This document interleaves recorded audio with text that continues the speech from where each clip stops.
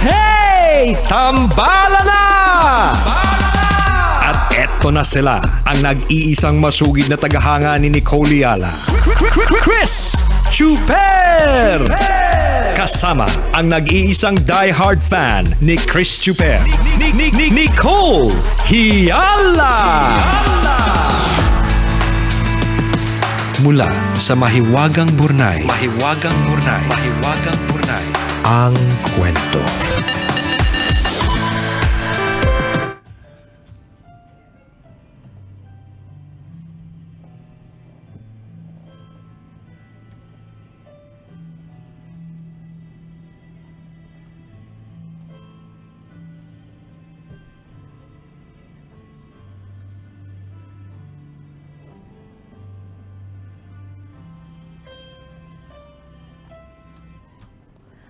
Dear Nicole and Chris, itago nyo na lang ako sa pangalang Marivic. May asawa at 2 anak. College pa lang ako, tambalanista na. Hanggang ngayong nalipat na kayo ng time slot, loyal listener nyo pa din ako. Sumulat ako kasi masama ang loob ko. Gusto ko sanang ihinga sa inyo at baka din sakali na mabigyan ninyo ako ng payo.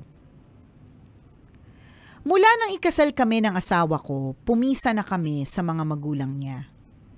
Wala kasi silang kasama sa bahay. Matatanda na at hindi na pwedeng pabayaang sila lang sa bahay.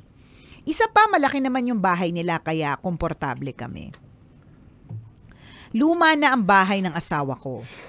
Matagal na kasi mula nang itinayo. Dito sila pinalaki ng 2 pa niyang kapatid.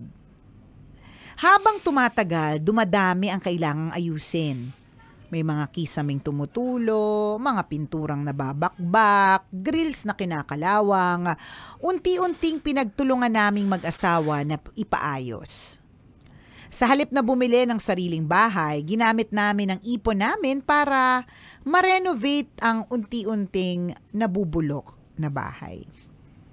Pangako naman kasi ng mga magulang at mga kapatid ng asawa ko, sa amin ipapamana ang bahay at lupa. Kaya naman, nirenovate namin ng dahan-dahan para magbukang bago at gumanda. Kung titingnan ang bahay ngayon, malayong-malayo na sa dati. Naging mas moderno at naging mas maayos. Early this year, halos magkasunod na matay ang mga biyanan ko. Laking gulat ko nang ilang linggo matapos ang libing, dumating ang 2 kapatid ng asawa ko. Bilang mga anak, may karapatan daw sila sa bahay at lupa na naiwan ng mga magulang nila. Kailangan daw paghatian. Pwede daw naming bayaran ang share nila. Kung hindi, kailangan daw ibenta ang bahay at lupa. Yung pinagbentahan, hahatiin daw sa 3 magkakapatid. Tambalan, buong ipon namin inubos namin sa pagpaparenovate. Bakit bigla nilang nakalimutan yung pangako nila sa pamilya namin na sa amin mapupunta ang bahay at lupa dahil kami ang nagpaayos? Bakit ngayong maganda na, pinag-iinteresan nila? Sa ngayon wala kaming perang pambayad sa share na hinihingi ng 2 kapatid ng asawa ko. Hindi naman namin kayang bumili ng bagong bahay at lupa dahil lahat nga ng naipon namin naubos sa pagpapagawa ng lumang bahay. Tambalan, ano po kaya ang mabuti naming gawin? Salamat sa inyong payo, ang inyong tambalanista, Marivic.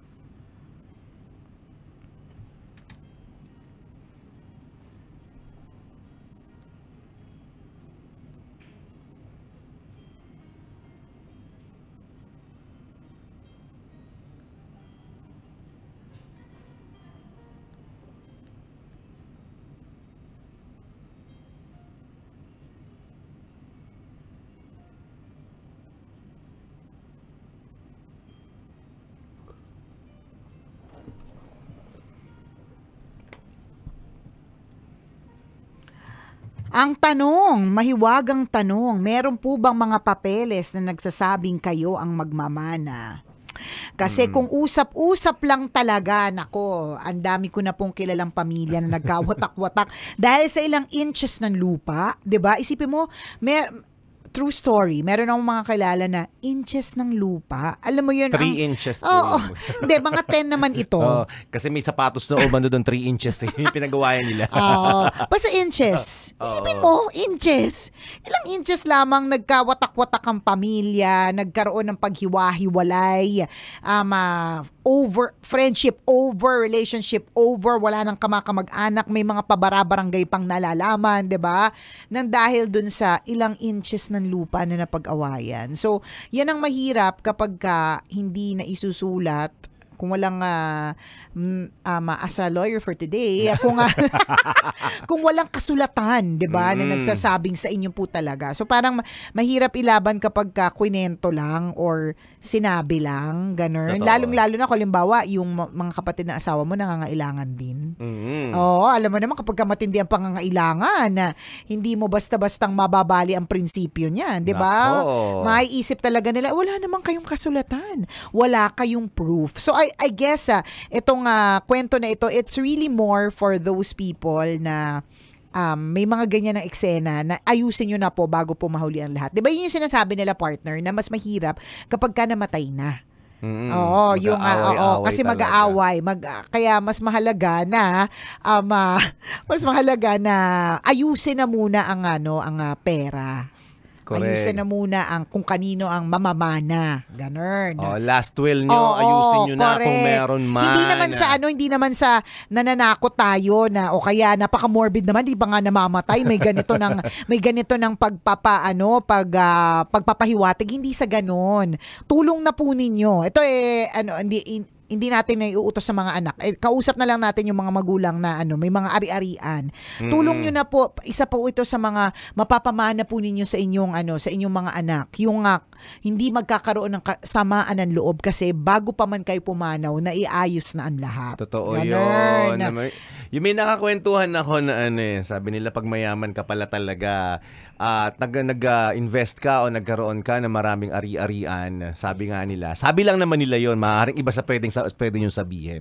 Ang sabi nila, binigyan mo ng rason na mag-away-away ang mga anak mo pagdating ng panahon. Yes. Diba? In this case, ganito yung mga nangyayari na talaga na mga diba, mag-aaway-away yung mga magkakapatid dito, diba? Na parang hindi inayos ng mga magulang yung pagkakaparte-parte ng kanilang mga ari-arian. So in this case, hindi dapat tambalan yung yung konsultahin mo kasi kami may hangganan lang yung kaalaman namin. Totoo. In your case, you need legal experts. Yes. Kailangan mo ng abogado para ayusin kung ano man yung dapat nyong ayusin, kung kanino ang kay kanino. Oo, diba? Kasi kami abugago lang, di ba? Pwede rin. Abugago lang, alam mo na, mamaru. Minsan abogado lang din kami. Yun din. Basta, sounds like lang kami.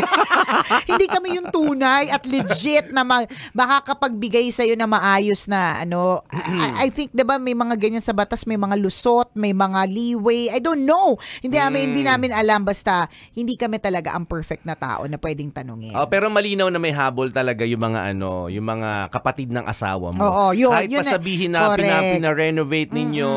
Sino bang pumilit sa inyo mag-renovate, diba?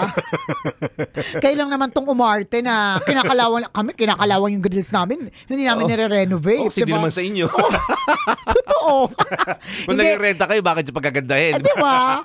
Pero kasi promise nga sa kanila mapupunta. Kaya lang, yun nga mahirap yung sabi-sabi wala lang. pong kasulatan. Ako, ilang beses na ako nakarinig ng ganyan. Promise sa bunsong lalaki mapupunta ito o kaya sa panganay na anak mapupunta yung ganito. Nakaw! Wale ding nangyari. Oo. May na-witness nga ako. Talagang matindi din yung away na parang naalala ko, itong mga taong to magkakabati ng mga bata sila. Totoo, correct. Mga pinsang very close, nagsiswimming together. Yes. Ang daming memories na magaganda. Correct. Pag may reunion, grabe yung bonding nila na parang magkakapatid ang turingan sa isa't isa. Na pag naghihiwalay tuwing bakasyon, nag-iiyakan. Kasi ilang months na naman silang hindi magkikita o maghihintay na susunod na bakasyon bago magkita ulit. Ganun yung closeness. Namatay yung mga matatanda na hindi rin naayos kung yung yung hatian ng kanila mga ari-arian. So ngayon nag-aaway-away talaga, literal. Na parang wala ka namang share dito. Diba? Tapos magtuturuan na yan, magsasabihan na yan ng yung ito naman yung contribution, yan, magkakaroon na ng mga ganyan. So ito po ay again, wala na tayong magagawa dito kay Marisa kasi yan na yung sitwasyon. So ang sinasabi natin kay Marisa, consult a legal expert tungkol dito para malaman kung ano ba yung talagang habol, mga ganyan. Baka naman meron sa batas na pag pinagawa yung grills, di ba? So yung 3 inches. Correct, di ba? Mas may karapatan ng 3 inches. Corner lot, 3 diba? inches. Baka may ganon, di ba? Natin masasabi. O kaya baka, di ba, meron yan parang kung meron ng resolve na issue or ganyan case before, pwedeng kunin ulit. Mga ganon. Tingnan mo, abogado rin. So, hindi namin alam. So, yun. Pero, it's more of for other people na ganyan yung eksena. Diba? Na posible pong magkahiwa-hiwalay at magkawatak-watak at magkaaway-away ang magkakamag-anak ng dahil dyan sa mga bahay at lupa. Maraming legit na correct, na real kwento. stories. Yes, hindi po etchos. I'm sure kung di ikaw mismo yung naka-experience, 'di ba? Yung kaibigan mo na ganyan ang sakit ng ulo.